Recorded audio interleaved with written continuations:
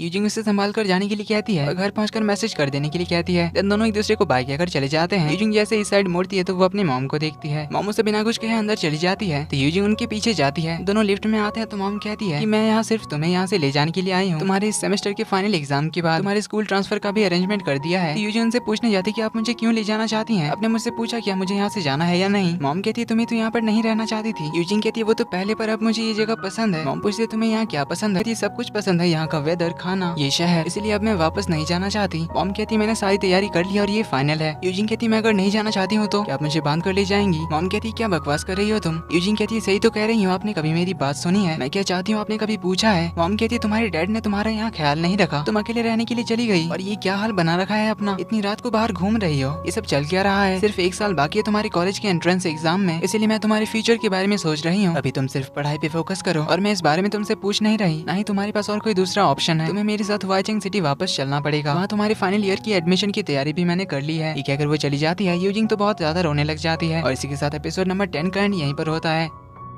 Video पसंद आए तो वीडियो को लाइक कर देना, चैनल पर पहली बार आए तो do subscribe and hit the bell icon. मिलते हैं आपसे अगले एपिसोड में, तब तक के लिए take care and bye bye.